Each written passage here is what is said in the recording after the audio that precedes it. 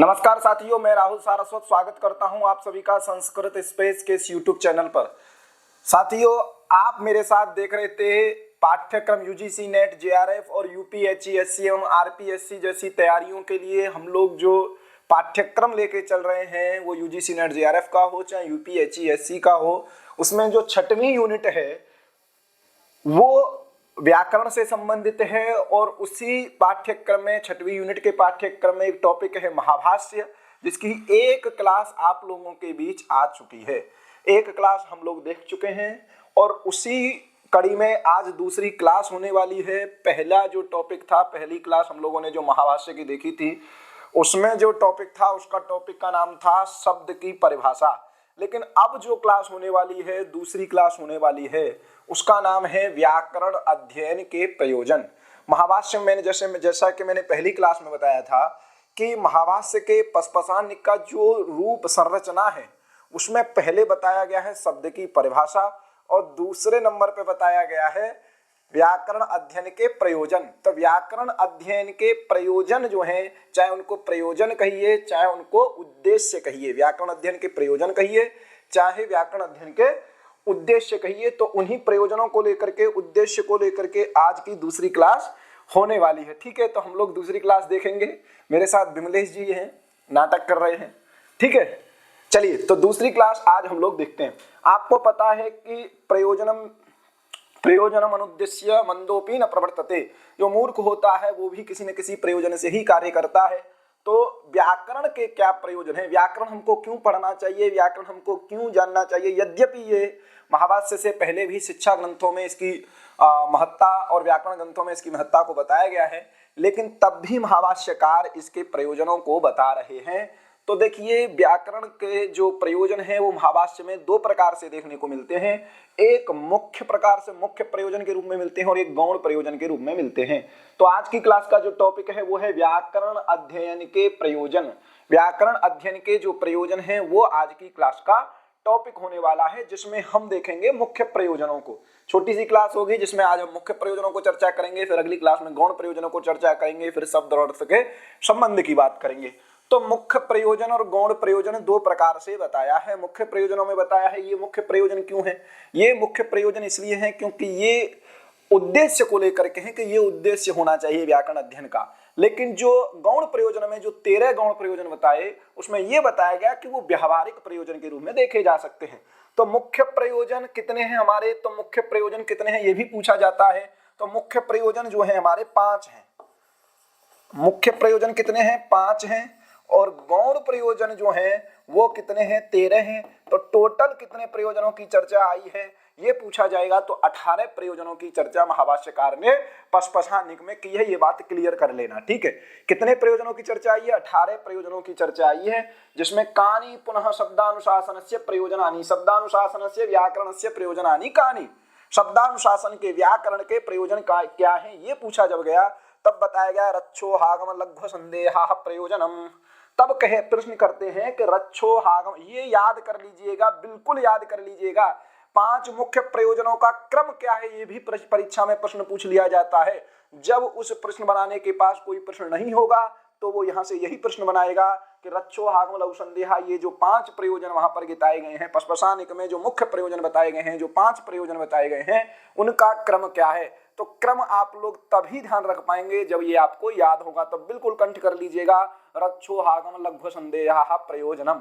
यहाँ पर सबसे पहले प्रश्न क्लिक करेगा कि ये बताइए, आप तो व्याकरण इसलिए पढ़ रहे हैं कि आपसे कोई अशुद्धि ना हो, आप शब्दों का अनुशासन कर सकें, लेकिन यहाँ आपने बहुवचन प्रयोग कर दिया है और प्रयोजन में एक वचन प्रयोग कर दिया है, ये बात कैसे संगत होती है। यहाँ पर आप कैसे अन्वय बता पाएंगे, अन्वय कैसे सिद्ध कर पाएंगे। तब कहते हैं कि यहाँ पर एक सूत्र है नपुंसकम नपुंसकम अनपुंसकम, नपुंसकम अनपुंसके नैक वच्चस्य वच्चस्यान्यतरस्याम। ठीक है, क्या सूत्र है, नपुंसकम अनपुंसकेन एकवच्चस्यान्यतरस्याम। ये कहता है नपुंसक और अनपुंसक दो चीज हो तो वहां एकवद भाव होता है और नपुंसक लिंग होता है, अर्थात एक शेष करने वाला सूत्र है। नपुंसकम अनपुंसके नैकवच्चस्यान्यतरस्याम। वच्चस्यान्यतरस्याम। ठीक है, तो ये क्या करता है, एक शेष भी करता है और नपुंसक लिंग भी करता है, ध्यान रखना। तो देखिए यहाँ प्रयोजन में दोनों चीज बता रहे हैं, एक प्रवर्तक परक प्रयोजन है और एक फलक परक प्रयोजन है, फल स्वरूप प्रयोजन कह सकते हैं उसको। जो आगम प्रयोजन है ये प्रवर्तक परक प्रयोजन है, इसलिए पूछ लिया जाता है कि 5 मुख्य प्रयोजनों में से प्रधान प्रयोजन क्या है, तो आगम है। ठीक है, एक बार समझ लीजिए फिर से कि यहाँ पर प्रश्न हमारा क्या आया था, प्रश्न आया था कि जब रक्षो आगम लघु संदेहा ये 5 प्रयोजन है, बहुवचन है, तो यहाँ एक वचन क्यों है। तो क्रम से आप लोग देखोगे तो क्या है, रक्षा, दूसरे नंबर का क्या है ऊह, तीसरे नंबर का क्या है आगम, फिर क्या है लघु, लघ्वर्थम व्याकरणम, और 5वां क्या है असंदेह। क्लियर हुआ। तो इन 5 प्रयोजनों में से जो मुख्य प्रयोजन है वो आपका कौन सा है, तो वो है आगम। पूछा जा सकता है कि पंचसु प्रयोजनेषु, 5 प्रयोजनों में कौन मुख्य प्रयोजन है, तो क्या है आगम है। मुख्य प्रयोजन कौन है, आगम है। अब यहाँ पर क्या किया गया, नपुंसक लिंग किया गया है और एक वचन किया गया है, बहुवचन क्यों नहीं किया गया, इसके पीछे बात ये है कि देखो रक्ष है प्रयोजनी, समास जब करते हैं प्रयोजनी च ऊहश्च ऊहश्च, ठीक है, जब समास करेंगे तो प्रयोजनी च ऊह यहाँ पुल्लिंग है तो क्या हो जाएगा प्रयोजनश्च। ठीक है, आगम है तो ये भी प्रयोजनश्च हो जाएगा, लघु है तो प्रयोजनंच हो जाएगा, असंदेह को प्रयोजनश्च हो जाएगा। तो यहाँ पर 5 प्रयोजन है, रक्षा भी प्रयोजन है, ऊह भी प्रयोजन है, आगम भी प्रयोजन है, लघु भी प्रयोजन है और असंदेह भी प्रयोजन है। इसलिए 5 प्रयोजनों को, एक प्रवर्तक परक जो है वो पुल्लिंग वाला आगम है, बाकी जो है वो सब नपुंसक और अनपुंसकों को मिला करके क्या हो जाता है, प्रयोजनम बन जाता है। सूत्र बता दिया मैंने, नपुंसकम अनपुंसकेनई कवच्चस्यार वच्चास्यार नतरस्याम। इस सूत्र से क्या हो जाएगा, यहाँ पर एक शेष हो जाएगा और नपुंसक लिंग हो जाएगा, इसलिए यहाँ पर ये बात है। तो यहाँ प्रयोजनम कहिए चाहे प्रयोजनानि कहिए, दोनों समानार्थक हैं। प्रयोजनानि, बस ये है प्रयोजनानि इसलिए नहीं कहा क्योंकि पाणिनि जी के सूत्र को प्रवर्त कराना था, एक शेष वाले सूत्र को यहाँ प्रवर्त कराना था। तो जो प्रयोजनानि का अर्थ है वही प्रयोजनम का अर्थ है, यहाँ पर ये समझना है। तो क्लियर हो गया, 5 मुख्य प्रयोजन है, रक्षा है, ऊ है, आगम है, लघु है, असंदेह है। तो यहाँ से प्रश्न बनने की संभावनाएं किस प्रकार से देखी जा सकती है कि ये पूछ लिया जाएगा कि शब्दानुशासन के मुख्य प्रयोजन कितने हैं, तो 5 प्रयोजन है, ये सीधा सीधी बात। दूसरी बात, इनका क्रम पूछ लिया जाएगा, रक्ष, ऊह, आगम, लघु, असंदेह, ये पूछ लिया जाएगा कि मुख्य प्रयोजनों में तीसरा प्रयोजन कौन सा है, तो आपको आगम बताना पड़ेगा। ये पूछ लिया जाएगा कि इन 5 प्रयोजनों में मुख्य प्रयोजन कौन सा है, तब ये पूछ लिया जाएगा तो आपको क्या लगाना है, इन 5 प्रयोजन मुख्य प्रयोजनों में भी मुख्य प्रयोजन कौन सा है, तो आगम प्रयोजन है, ये आपको बताना पड़ेगा, ये आपको समझ में आना चाहिए। क्लियर हो गया। अब देखो क्रम से चलते हैं कि बताइए, ये आपने कह दिया कि 5 मुख्य प्रयोजन है, रक्षो, आगम, लघु, संदेहा, ये जो 5 प्रयोजन आपने कह दिए, तो ये बताइए कि रक्षा जो है वो किस प्रकार से मुख्य प्रयोजन के अंतर्गत है, किस प्रकार से हमको रक्षा शब्द से कैसे पता चल रहा है कि व्याकरण हमको पढ़नी चाहिए। तब कह रहे हैं रक्षार्थम वेदानाम अध्ययनम व्याकरणम, वेदानाम रक्षार्थम व्याकरणम अध्ययनम, वेदों की रक्षा के लिए, वेदानाम मतलब चतुर्वेदानाम, चारों वेदों की रक्षा के लिए हमको व्याकरण पढ़ना चाहिए। तो कह रहे हैं हमारा व्याकरण पढ़ने से क्या चारों वेदों की रक्षा हो जाएगी, तो कह रहे हैं हो जाएगी। क्यों, लोपागम वर्ण विकारज्ञ ही सम्यक वेदान परिपालयिष्यति। जो लोप आगम वर्ण विकार को जानने वाला है, जो लोप को जानता है, जो आगम को जानता है, जो वर्ण विकार को जानता है। वर्ण विकार एक चीज है, वर्णस्य विकारः वर्ण विकारः, वर्णानाम विकारः वर्ण विकारो वा। तो वर्ण विकार का मतलब है जब किसी एक वर्ण के स्थान पर दूसरा वर्ण आ जाए। जैसे शुद्धि उपास्य में शुद्धि के ई को जब य हो जाता है तो ई का विकार क्या हो गया, वहां य हो गया। तो जो लोप को जानता है, जो आगम को जानता है, जो वर्ण विकार को जानता है, ज्ञ मतलब जानकार, जो लोप को जानने वाला, आगम को जानने वाला, वर्ण विकार को जानने वाला ही निश्चयेन सम्यक मतलब सही रूप से, वेदान मतलब वेदों को, परिपालयति मतलब रक्षा कर सकता है, परिपालन उनका कर सकता है। समझ में आया कि नहीं। अब वेदों की रक्षा कौन कर सकता है, जो लोप को जानेगा, आगम को जानेगा, वर्ण विकार को जानेगा। तो लोप, आगम, वर्ण विकार को कैसे जाना जाए, किस माध्यम से जाना जाए, तो व्याकरण ही है जो आपको बता सकती है कि लोप कहाँ होता है, कैसे होता है, आगम कहाँ होता है, कैसे होता है, वर्ण विकार कैसे होता है और कहाँ होता है, ये कौन बता सकता है? व्याकरण ही बता सकती है। इसलिए व्याकरण हमको इसलिए पढ़ना है, लोप आगम वर्ण विकारों के विषय में हमको जानकारी हो जाए, और लोप आगम वर्ण के विषय में जब जानकारी हो जाएगी तो हम वेदों की रक्षा कर पाएंगे। समझ में आया? तो पहली बात तो ये पूछा जाएगा कि लोप आगम वर्ण विकारज्ञ ही सम्यक वेदान परिपालयिष्यति, ये किस प्रयोजन के अंतर्गत बात कही गई है? तो ये रक्षा प्रयोजन के अंतर्गत बात कही गई है। ये कान खोल के सुन लीजिएगा। समझ में आया? यहां से प्रश्न सीधा बनेगा कि लोप आगम वर्ण विकारज्ञ ही सम्यक वेदान परिपालयिष्यति, ये किस प्रयोजन के अंतर्गत बात कही गई है? तो ये बात रक्षा के अंदर कही गई है, ये बात जान लीजिएगा। उसके बाद प्रश्न पूछ लिया जाएगा कि लोपागम से कैसे, लोपागम से किस प्रकार से वेदागम की रक्षा हो सकती है? तो जब प्रदीप आप लोग पढ़ोगे कैयट की टीका, तो वहां पर उसका उदाहरण दिया है, लोपागमयो उदाहरणम अद्रुह्र। अद्रुह्र जब दुह प्रपूर्ण धातु है, उसका जब लंग लकार में जब रूप चलाओगे तो अदुहत बनता है। लंग लकार में, सॉरी, कहा लंग लकार का रूप है अदुहत, ये लोक में बनता है, लेकिन वेद में इसी के स्थान पर क्या प्रयोग होता है? अदुहिर प्रयोग होता है। अदुहिर प्रयोग होता है। क्लियर हो गया? अब जब ये प्रयोग होगा तो ये कैसे होगा, ये कैसे पता चलेगा? यहां पर क्या हुआ है? लोप भी हुआ है और आगम भी हुआ है। कैसे? कि जब अटका आगम कर लेंगे लुंगलकार में, दुह ले आएंगे, बहुवचन में जब झ आएगा प्रथम पुरुष के में, तो झ के स्थान पर जब अत होता है अदुह, तो यहां पर क्या हो जाता है? इसका लोप होता है। त का क्या हो जाता है? लोप होता है। समझ में आ गया? क्लियर हो गया कि नहीं?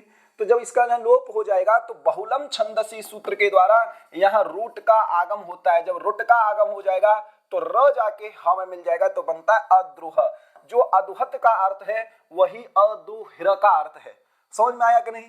तो कोई व्यक्ति जो व्याकरण नहीं पढ़ा है वो कैसे समझ पाएगा कि अदुहत और अद्रुह एक ही चीज है, या लोप और आगम हुए हैं? इसलिए हमको व्याकरण पढ़ना चाहिए, हमको लोप के बारे में और आगम के बारे में पता चल जाए। समझ में आ गया कि नहीं? इसलिए हमको व्याकरण पढ़नी चाहिए। तो पूछा जाएगा कि लोपागम वर्ण विकारज्ञ है, यहाँ पर लोपागम का उदाहरण क्या है? तो अद्रुह है। और वर्ण विकार का उदाहरण क्या है? तो वर्ण विकार से उदाहरणम उद्ग्राभम निग्राभम च। उत उपसर्ग पूर्वक नि उपसर्ग पूर्वक जो ग्राह होता है, इनके हकार को भकार हो जाता है। ह को क्या हो जाता है? भ हो जाता है। जब आप व्याकरण पढ़ेंगे तो आपको पता चलेगा, इनके हा को, यहाँ ग्राह था, यहाँ भी ग्राह था, उत उपसर्ग पूर्वक नि उपसर्ग पूर्वक जब ग्राह होता है तो हकार को भस्येति वक्तव्यम, हकारस्य भस्येति वक्तव्यम, हकारस्य भ इति वक्तव्यम, हकार को भ हो जाता है, तो उद्ग्रावम निग्रावम बन गया है। तो यहाँ ह था, उस ह वर्ण का विकार होकर के क्या बन गया? भ आ गया। अगर परीक्षा में प्रश्न एक बार आया है कि लोपागमयो उदाहरणम किम, तो अद्रुह, इस बार पूछ ले कि वर्ण विकार का उदाहरण क्या है? तो उद्ग्राभम निग्राभम। समझ में आ गया? तो यहां से प्रश्न बनने की संभावना चार प्रकार से हो जाती है। सबसे सामान्य प्रश्न बनेगा कि पहला मुख्य प्रयोजन क्या है? तो रक्षा है। दूसरा बनेगा लोपागम वर्ण विकारज्ञ ही सम्यक वेदान परिपालयिष्यति, ये किस प्रयोजन के अंतर्गत आता है? चार ऑप्शन आपको वहां मिल जाएंगे, रक्ष, ऊह, आगम, लघु, असंध्य इत्यादि। तो आपको रक्षा पे टिक करना है। फिर पूछ लेगा लोपागम वर्ण विकारज्ञ है, इसमें लोपागम का उदाहरण क्या है? तो अद्रुह। फिर पूछ लेगा कि वर्ण विकार का उदाहरण क्या है? तो बताना पड़ेगा आपको उद्ग्राभम निग्राभम। यहां से इस प्रकार से प्रश्न बन सकते हैं। अब दूसरे पे बात करते हैं। दूसरा मुख्य प्रयोजन है ऊह। ऊह वितर्क के धातु ही है, ऊह पे बात करते हैं। तो कह रहे ऊह खल्वपि व्याकरण अध्ययनस्य प्रयोजनम, ऊह भी व्याकरण अध्ययन का प्रयोजन है। कैसे है? तो कह रहा है न सर्वैर्लिंगै न च सर्वाभि विभक्तिभिः वेदे मंत्राः निगदिताः। ठीक है, वेदे मंत्राः निगदिताः न सर्वैर्लिंगै न च सर्वाभिर्विभक्तिः। वेद में सभी मंत्र जो हैं सभी लिंगों के साथ, सभी मंत्रों के साथ नहीं कहे गए हैं। अर्थात वेद में कुछ ऐसे मंत्र हैं जिनकी एक ही विभक्ति और एक ही लिंग कह दिया गया है। प्रकरण के अनुसार उनके लिंग और विभक्ति, इनके मुख्य प्रकरण के अनुसार उनकी लिंग और विभक्ति को समझना है। समझ में आया कि नहीं? न सर्वैर्लिंगैः, न सभी लिंग के साथ, न सर्वाभिर्विभक्ति, न सभी व्यक्तियों के साथ वेद में मंत्र कहे गए हैं। समझ में आ गया? वेद में ऐसे मंत्र हैं जहां पर उनकी लिंग और विभक्ति को स्पष्ट नहीं किया गया है, एक ही लिंग और एक ही विभक्ति को बताया गया है। ते मंत्राः अवश्यम यज्ञगतेन यथायथम, यथायथम का अर्थ कर लीजिए यथा अर्थम, विपरिणम विपरिणमयितव्याः, ते अवश्यम ते मंत्राः यज्ञगतेन पुरुषेण, जो यज्ञकर्ता पुरुष है, जो यज्ञकर्ता पुरुष कहने का मतलब जो ऋत्विक इत्यादि हैं उसके द्वारा यथार्थम मतलब यथार्थम अपने प्रकृति के अर्थानुसार उनका विभक्तियों का लिंगों का विपरिणाम कर लेना चाहिए, अर्थात उचित अनुचित तरीके से उनको बदल देना चाहिए। तान न अवैयाकरण, तान मंत्रान न अवैयाकरण, लेकिन जो अवैयाकरण है, जो व्याकरण को नहीं पढ़ा है, ठीक है, तान अवैयाकरण न सकनोति यथायथम विपरिणमयितुम, वह अवैयाकरण उनको यथायथम यथार्थम न सकनोति, वह नहीं कर सकता है उनका क्या विपरिणाम। समझ में आया? इनका कहने का मतलब ये है कि वेद में बहुत से मंत्र ऐसे हैं जहां पर उनकी लिंग को और विभक्ति को स्पष्ट नहीं किया गया है।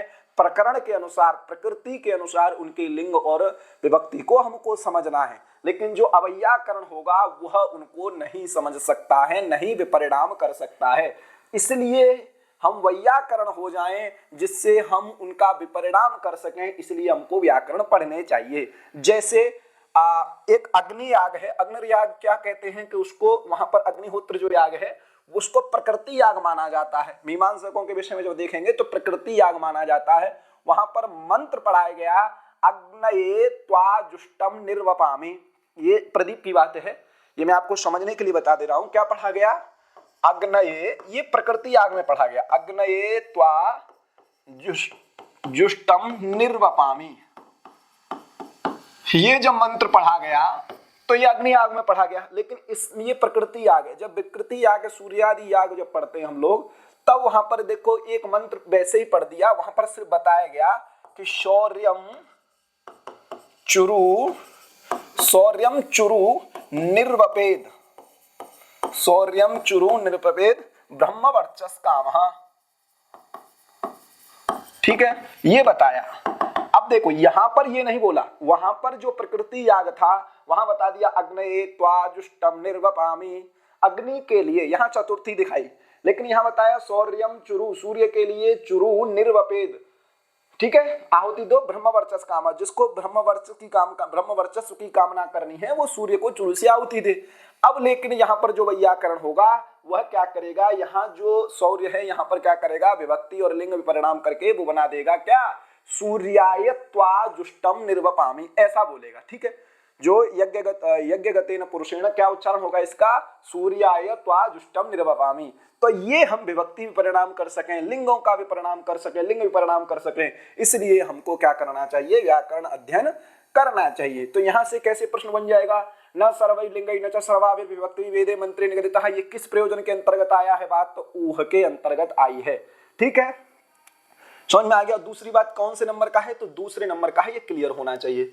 आगम जो प्रयोजन है वो तीसरे नंबर का प्रयोजन है। आगम प्रयोजन कैसे, कौन से नंबर का है, तीसरे नंबर का है। आगम खल्वपि, ये मुख्य प्रयोजन है, ये बात आप लोग ध्यान रखिएगा, मुख्य प्रयोजन है, इसको प्रवर्तक प्रयोजन कहते हैं। ये कैसा प्रयोजन है, प्रवर्तक प्रयोजन है, प्रवर्तक प्रयोजन है, ये क्लियर हो गया,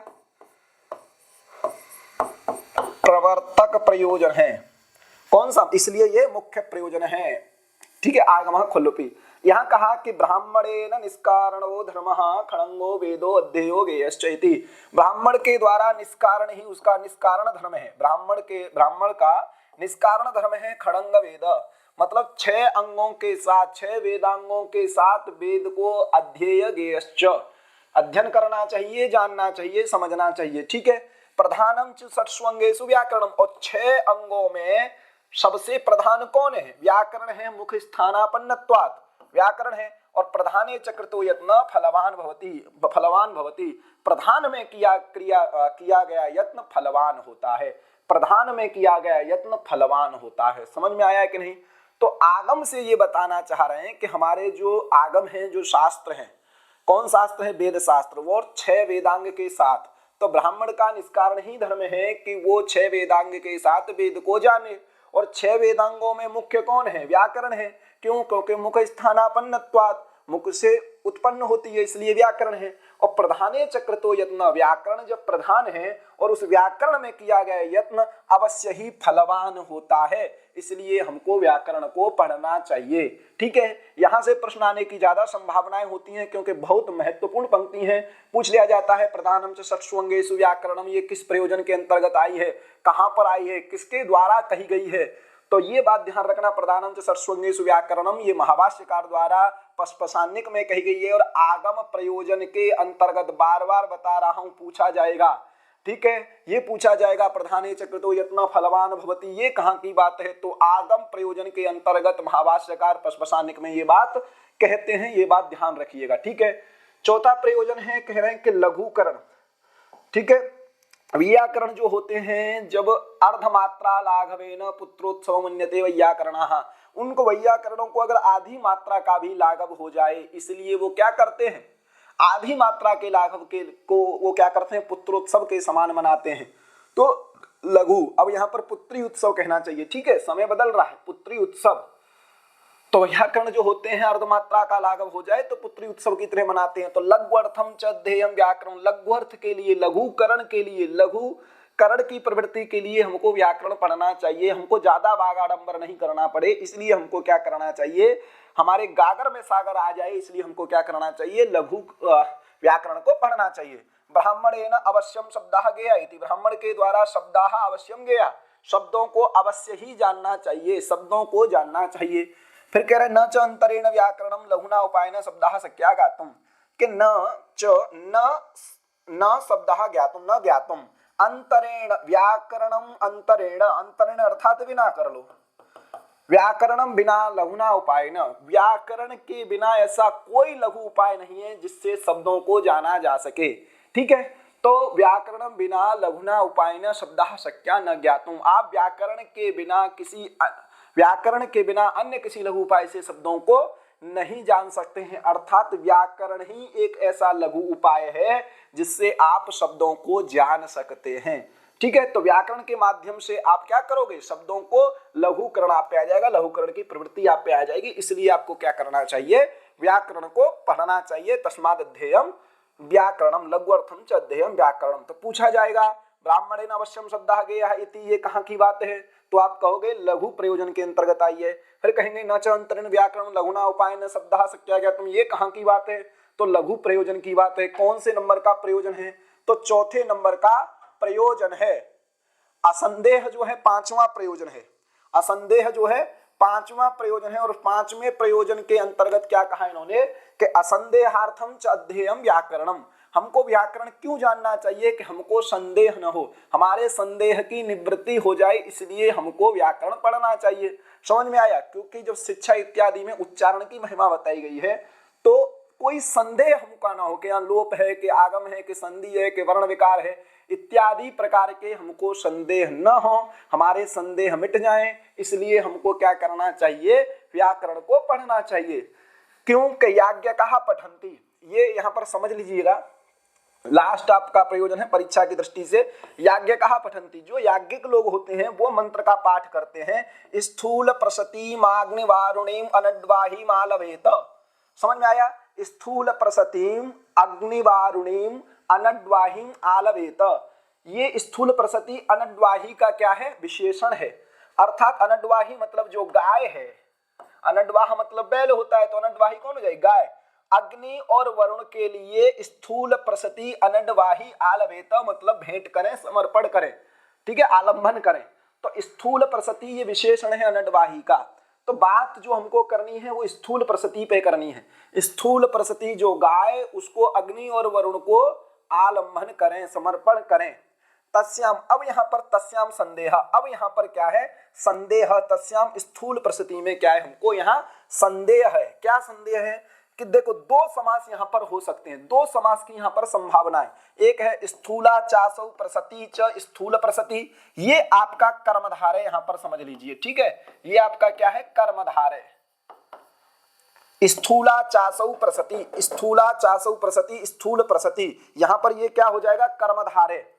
तो कर्मधार है। दूसरा क्या है, स्थूलानि प्रसन्ति यस्या सा स्थूल प्रसति, ये यहाँ पर क्या समास हो जाएगा, बहुव्रीहि समास। तो दो प्रकार के समासों की यहाँ पर संभावनाएं हैं। दो प्रकार के समासों की संभावनाएं बन रही है। एक बन रही है स्थूलाचासु प्रसति स्थूल प्रसति कर्मधारय समास की।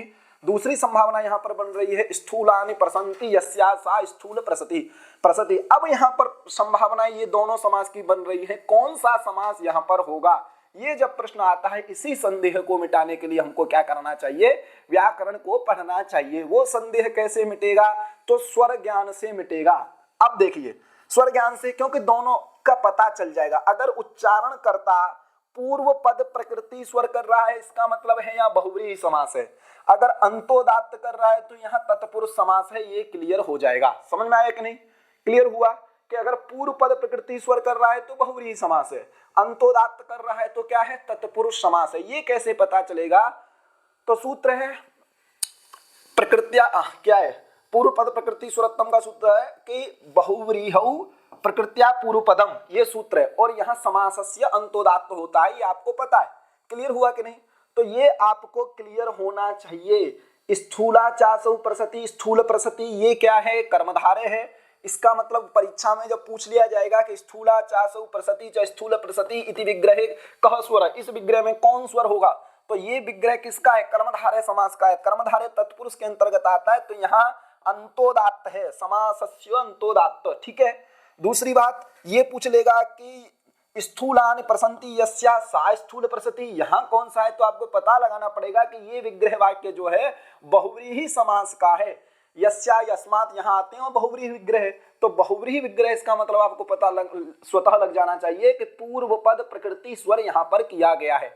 अब ये स्वर कौन सा है, ये कैसे आपको पता चलेगा, कैसे पता चलेगा, तो ये पता चलेगा आपको व्याकरण पढ़ने से। तस्मात् अन्देहम व्याकरणम, समझ में आ गया? क्लियर। अब दोनों का अर्थ जान लेते हैं। स्थूलाचासु प्रसति, ये यहाँ पर क्या कर दिया गया है, स्थूलाचासु, स्थूल भी हो, ऐसी गाय जो स्थूल भी हो, मोटी भी हो, और प्रसति मतलब होता है वो बिंदु वाली भी हो, अर्थात उस पे धब्बे बने हो, थोड़े थोड़े चितकबरे टाइप के धब्बे बने हो, ऐसी गाय का आलंबन करें। इसका अर्थ क्या हो जाएगा, स्थूलानि प्रसन्ति यस्याः सा स्थूल प्रसति। समझ में आ गया? स्थूल भी हो, स्थूलानि प्रसन्ति। दूसरा क्या हो जाएगा, स्थूल मतलब मोटी भी हो, मोटे बिंदु वाली, अर्थात मोटे मोटे मतलब बड़े बड़े चितकबरे हो जिस गाय में, ऐसी गाय। तो दोनों अर्थों में भिन्नता हो जाएगी। एक को विशेष विशेषण बनाना है, एक को हमको ऐसे लेना है कि जिसके धब्बे मोटे हैं, ऐसी गाय जिसमें जो कलर के जो चितकबरे धब्बे लगे हैं, जो कलर वाली गाय, जैसे ज्यादा कलर चितकबरी गाय जिसको हम बोल देते हैं, उसमें मोटे मोटे धब्बे हों, ऐसी गाय लेना है। तो कौन सी गाय की बात कर रहे हैं, ये हमको स्वर से पता चलेगा, क्योंकि स्वर से ही हमको पता चलेगा कि कौन सा यहाँ पर समास है, और समास से ही हमको पता चलेगा कि किस गाय को लेकर के आना है। इसलिए संदेह ना हो, असंदेह रहे, इसलिए हमको व्याकरण पढ़ना चाहिए। यहाँ से प्रश्न बनने की संभावनाएं कई प्रकार से बन सकती है। ये बन सकती है कि अंतिम मुख्य प्रयोजन कौन है, तो असंदेह है। कई बार परीक्षा में दे दिया जाता है संदेह, संदेह नहीं है, असंदेह है, क्योंकि संदेह की निवृत्ति के लिए हमको व्याकरण पढ़ना है। ठीक है, असंदेह की निवृत्ति के लिए नहीं, तो ध्यान रखना, संदेह की निवृत्ति के लिए हमको व्याकरण पढ़ना है। इसलिए असंदेह पूर्वक हम असंदेह हमको रहे, मतलब संदेह कहीं ना हो, इसलिए हमको व्याकरण पढ़ना चाहिए। दूसरी बात, स्थूला प्रसति ये दे दिया जाए, किसमें कहा गया है, तो किसमें कहा गया है, असंदेह में कहा गया है। दूसरी बार पूछा जाएगा स्थूलाचासु प्रसति स्थूल प्रसति, यहाँ कौन समास की कल्पना है, तो बहुव्रीहि समास है। कौन स्वर है, तो पूर्व पद प्रकृति स्वर है। स्थूलानि प्रसन्ति यस्या सा स्थूल प्रसति, यहाँ क्या है, तो यहाँ पर स्थूलाचासु प्रसति स्थूल प्रसति या कर्मधार है। ठीक है, बहुव्रीहि नहीं, कर्मधार है। और यहाँ कर्मधार है इसलिए क्या है, अंतोदात्त है, तत्पुरुष। स्थूलानि प्रसन्ति यस्या सा स्थूल प्रसति, ये बहुव्रीहि है, इसमें पूर्व पद प्रकृति स्वर है। ठीक है, समझ में आ गया? तो ये ध्यान रखना है, जहां बहुव्रीहि समास होता है वहां पूर्व पद प्रकृति स्वर होता है, जहां तत्पुरुष समास होता है वहां अंतोदात्त होता है। ये वाला जो विग्रह है स्थूलाचासु प्रसति स्थूल प्रसति, ये तत्पुरुष समास का विग्रह है, और स्थूलानि प्रसन्ति यस्या सा स्थूल प्रसन्ति, ये आपका क्या है, बहुव्रीहि समास का विग्रह है। तो विग्रह देख करके भी पूछा जा सकता है कि यहाँ कौन से स्वर को बताया है। तो स्थूलाचासु प्रसति में अंतोदात्त को, स्थूलानि प्रसन्ति इसमें किसको बताया है, पूर्व पद प्रकृति स्वर को बताया गया है। तो ये प्रकार के यहाँ प्रश्न पूछे जा सकते हैं, इसलिए हमको संदेह ना रहे, इसलिए हमको व्याकरण पढ़ना चाहिए। तो इस क्लास में हम लोगों ने 5 प्रयोजनों को जाना। 5 प्रयोजनों से प्रश्न आने की संभावना अधिक होती है। बाकी गौण प्रयोजन भी हम लोग पढ़ेंगे और ये भी देखेंगे कि गौण प्रयोजन से कैसे प्रश्न आने की संभावना होती है। ज्यादातर गौण प्रयोजन 13 हैं तो उन्हीं का क्रम पूछ लेता है बस, या ये पूछ लेता है कौन प्रयोजन में आता है कौन नहीं आता है। 5 में से 1 डाल देगा, 3 वहां से डाल देगा, पूछ लेगा कौन नहीं आता है। तो ज्यादा प्रश्न बनने की गौण प्रयोजन की संभावना नहीं रहती है, लेकिन यहाँ से प्रश्न बनती है और कई प्रकार से प्रश्न बन सकते हैं, ये आप लोगों ने देख लिया। ठीक है, तो आज की क्लास को यही खत्म करते हैं। इसके बाद हम लोग थोड़ा ये देख लेते हैं पिछली बार जो पहले जो क्वेश्चन आए हैं। तो देखो, लोपागम वर्ण विकारज्ञ ही सम्यक वेदान परिपालयिष्यति इति लोपागमस्य उदाहरणम अस्ति, पढ़ चुके हैं। जून 2013 में प्रश्न आया था। तो अद्रुह ये पढ़ चुके हैं हम लोग। स्थूला चासौ प्रसति स्थूल प्रसति इति विग्रह कीदृशी स्वर व्यवस्था प्रवर्तते। तो स्थूला चासौ प्रसति ये मैं बता चुका हूं, तत्पुरुष समास का विग्रह है और तत्पुरुष समास में अंतोदात्त होता है। ये दिसंबर 2013 का प्रश्न है। उसके बाद ब्राह्मणेन अवश्यम शब्दागेह कथनमिति पतंजलिना कस्य व्याकरण प्रयोजनस्य विषये कृतम अस्ति। तो लघु विषय हम लोग समझ रहे ना कि ब्राह्मण के द्वारा शब्दों को अवश्य जानना चाहिए, तो वो व्याकरण के बिना नहीं जान सकता है, इसलिए व्याकरण के ये लघु विषय में आया है। नाचांतरेण, समझ में आया, नाचांतरेण व्याकरण लघु उपायन शब्दः शक्या ज्ञातुम, तो ये लघु विषय के अंतर्गत आया है। अधस्तनेषु पतंजल प्रतिपादितेषु व्याकरण प्रयोजनम नास्ति। क्या है? संदेह, क्योंकि संदेह प्रयोजन नहीं है, नास्ति बोल रहा है यहाँ, असंदेह संदेह प्रयोजन नहीं है। रच्च ऊह आगम इत्यादि दे दिए होंगे, एक संदेह दे दिया होगा, तो संदेह प्रयोजन नहीं है, असंदेह प्रयोजन है। ये दिसंबर 2019 में प्रश्न पूछा गया है। इस प्रकार से आपके प्रश्नों का भी अभ्यास हो गया। ठीक है, अन्य प्रकार से भी कई प्रश्न ऐसे आ जाएंगे, तो मुझे पूरी आशा है कि मुख्य प्रयोजनों से कोई भी प्रश्न आ जाएगा तो आपके क्वेश्चंस कोई गलत नहीं होंगे, बिल्कुल सही होंगे। बाकी अन्य जो टॉपिक है उन पे भी हम लोग क्लास लेके आएंगे। आज की क्लास को यही समाप्त करते हैं। युवा स्यात् साधु युवा।